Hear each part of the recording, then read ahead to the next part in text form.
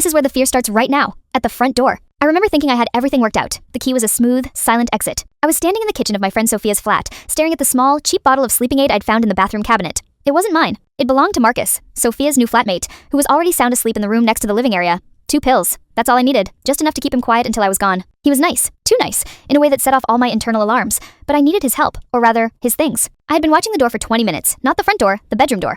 Every time the floorboards creaked outside, my stomach flipped. I pictured him standing there, his broad shoulders filling the frame, asking in that low voice, "Are you okay, Lena? You seem tense." Tense. I was a coiled wire. The plan was simple. Slip out at 3 a.m. Sophia was staying at her parents' place, and Marcus worked a late shift, which meant he'd be dead to the world until noon. Except he decided to call in sick last minute. The pills were a desperate, stupid improvisation, a moral line I never thought I'd cross, and the shame of it was already burning a hole in my gut. But the alternative, getting caught, was unthinkable. I moved to the hallway, my bare feet silent on the worn rug. The bag was heavy on my shoulder, heavier than I expected, but I couldn't risk leaving any of it behind. Every step was a risk assessment. Did that sound like a footfall? Was that a door latch clicking? I stopped near his closed bedroom door. I could hear his steady, deep breathing. He was fine. He was just sleeping. Then I heard the sound that stopped my heart. Not from his room, but from the window. A faint, rhythmic tap, tap, tap. Someone was outside. I backed up into the kitchen, flattening myself against the cold granite counter. I peeked through the slit between the curtains. It was pitch black, and the streetlight was broken. Nothing. Just the outline of the parked cars. I waited, holding my breath until my lungs ached. Tap, tap, tap. It was closer now, coming from the back alley, directly below the kitchen window.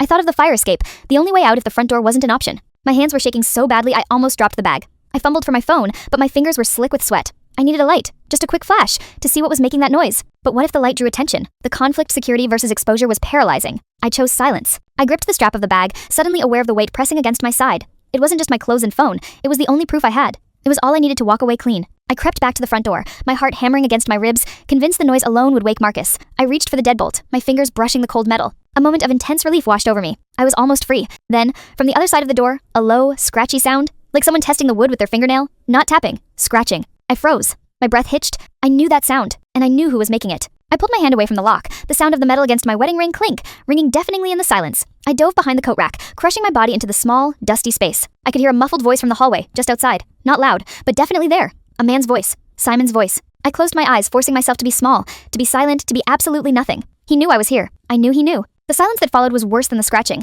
It was heavy, judgmental. It waited. I felt a sudden desperate urge to look through the peephole, to confirm it, but the thought of his eyes staring back was enough to keep me pinned. He wouldn't knock. He'd just wait. I could still hear Marcus breathing in his room. 2 pills, not enough. I reached into the bag and touched the cold, sharp edge of what I was carrying. My ticket, my mistake, my only way out. I took a single, shallow breath and waited for the door to move.